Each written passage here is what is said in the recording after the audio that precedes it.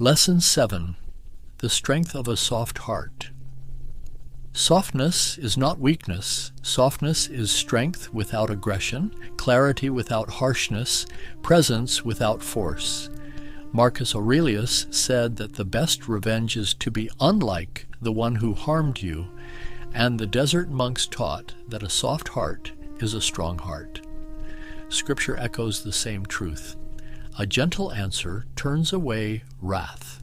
Softness is not the absence of power. Softness is power under control. We often misunderstand softness because we confuse it with passivity. But true softness is born from freedom. Freedom from ego, from defensiveness, from the need to win every moment. Seneca wrote that the person who remains calm in the face of provocation is the one who truly holds power. Kierkegaard said that purity of heart is to will one thing, and Jesus said, "Blessed are the meek, for they shall inherit the earth." Meekness here doesn't mean weak, it means steady, grounded, unshaken. You can see the difference in everyday life. Someone raises their voice at you, and your first instinct is to match their intensity. But softness says, "I don't need to join this storm." Or someone tries to provoke you, push your buttons, pull you into their chaos. The ego wants to fight. Softness says, "I choose peace." Or someone misunderstands you, and your whole body wants to defend, explain, justify. Softness says, "I know my intention. I don't need to force clarity." Softness is not losing. Softness is refusing to lose yourself. Softness begins with clarity, seeing reality as it is, not as your emotions paint it. Heraclitus said that character is destiny, meaning your inner state shapes your outer world. The monks said, "See clearly, and you will act rightly." Scripture says, "The lamp of the body is the eye. If your eye is clear, your whole body is full of light." Clarity is the foundation of softness because you cannot respond gently to what you cannot see clearly. Clarity shows you what is actually happening beneath the surface. Someone's anger is often their fear. Someone's coldness is often their exhaustion. Someone's harshness is often their pain. When you see this, softness becomes natural, not because you excuse behavior, but because you understand the human heart. Montaigne wrote that to understand all is to forgive much. Softness grows wherever understanding grows, but softness also requires boundaries. Soft doesn't mean passive. Soft doesn't mean letting people walk over you. Softness is strength without aggression, but it is still strength. The monks said, "A soft heart and a strong wall." Scripture says, "Guard your heart, for from it flows your life." Guarding your heart doesn't mean closing it. It means protecting its softness so it doesn't harden under pressure. You practice boundaries in simple ways. You say no without guilt. You step away from conversations that drain your peace. You refuse to participate in unnecessary conflict. You don't absorb emotions that aren't yours. You don't let someone else's chaos become your identity.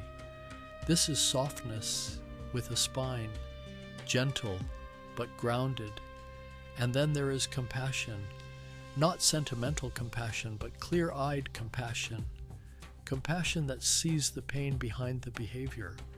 Compassion that understands without absorbing. Compassion that stays open without collapsing. Rumi said that the wound is the place where the light enters you. The monks said, "A soft heart sees the suffering of others without drowning in it."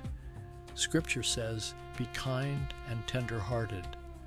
Compassion is the natural expression of a heart that is no longer defending itself. You can practice this in everyday life. Someone cuts you off in traffic. Instead of reacting, you think, maybe they're rushing to something heavy. Someone snaps at you. Instead of taking it personally, you think, they might be carrying something I can't see. Someone disappoints you. Instead of hardening, you think, humans are imperfect, and so am I. Compassion doesn't make you weak. Compassion makes you unbreakable. Softness shows up in your reactions. You slow down before responding. You breathe before speaking. You choose calm over urgency. You choose presence over impulse. Marcus Aurelius said that the best way to defeat anger is to refuse to imitate it. The monks said, "Do not let another's fire ignite your own." Scripture says, "Be slow to anger, rich in mercy." Softness is the art of not letting the world pull you out of yourself. Softness shows up in your voice. You speak from calm, not from tension. You speak from clarity, not from fear. You speak from intention, not from reaction. A soft voice can carry more authority than a loud one because it comes from a place of inner stability. People feel it, they trust it, they lean toward it. Softness shows up in how you protect your peace. You don't chase arguments. You don't fight battles that don't matter. You don't try to fix people who don't want to be fixed. You don't let someone else's mood dictate your inner weather. Scripture says, "As far as it depends on you, live at peace with all." The monks said, "Peace is the armor of the heart." Protecting your peace is not selfish. It is essential. A soft heart is unbreakable because it doesn't harden to survive. Hardness shatters. Softness bends. Hardness resists life. Softness moves with it. Hardness closes. Softness stays open. Hardness is fear. Softness is trust. Trust in something deeper than ego, deeper than reaction, deeper than the moment. Trust in the quiet strength that lives beneath the noise. And each day you can return to 3 simple movements. Slow your reactions. Choose breath over impulse. Speak from calm. Let your voice come from your center. Protect your peace. Stay rooted in what matters. This is the strength of a soft heart. And this is the kind of strength that lasts.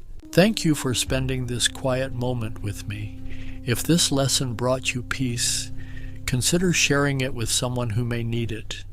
Until next time, stay gentle with your soul.